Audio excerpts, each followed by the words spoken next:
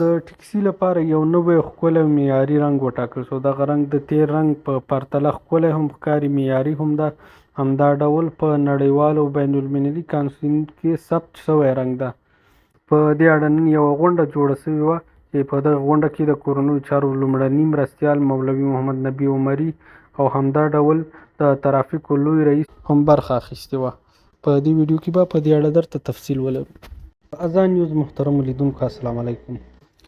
د مثبتو تغییرونو په لړ کې د اسلامي امارت له لوري یو بل نوی او ښکلی تغییر رامنځته شو. د هیواد په کچه ښاري او اطرافي ټکسي موټرونو ته نوی او معیاري رنګ وټاکل شو.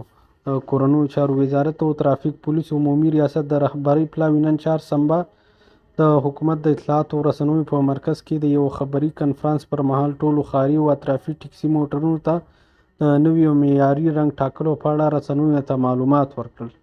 د کورنیو چارو وزارت لومړني مرستیال محترم مولوي محمد نبي عمري وویل د ښو معیاري خدمتونو وړاندې کول د اسلامي امارت له مهمو لومړیتوبونو څخه دي او موږ د خپلو هیوادوالو لپاره معیاري خدمتونو وړاندې کولو ته ژمن یو.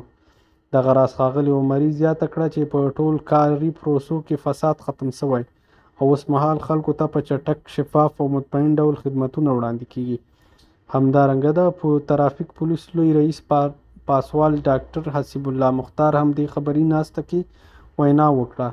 هغه وویل د دغه رنګ د تایید شوي طرزالعمل سره سم موږ د رنګ او ترافیکي نظم برخه کې د ښاري او اطرافي ټکسي موټرونو لپاره د معیار رعایتولو ته ژمن یو.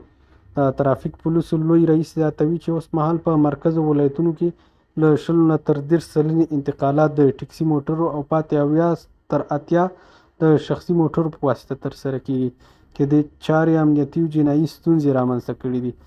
دغه راز ښاغلي مختار وویل چې په تېر کې د ټکسي موټر رنګ نه معیاري و او نه یې مشخص کوډ درلود، په داسې حال کې چې اوسنی رنګ مشخص کوډ لري او په بین المللي کانونسیونو کې هم ثبت دی. د مسؤلینو په خبره د یاد طرزالعمل په پلي کېدو سره د جرمونو کچې ټیټېدو په موخه د ټکسي موټرو مالکین بایومتریک کېږي او له هغوی نه د معتبره تضمین اخیستلو ترڅنګ د ښاري او اطرافي ټکسي موټرو رنګ هم تنظیمېږي. د ترافیک پولیسو لوی رئیس وایي دغه طرزالعمل تطبیق سبا چهارشنبه د روان کال د غویي په 20مه نیټه په مرکزو ولایتونو کې پیلیږي، چې تر 3 میاشتو پورې به دوام ولري او ټاکلې مودې پای ته رسېدو سره به له سرغړونکو سره بیا قانوني چلند کیږي.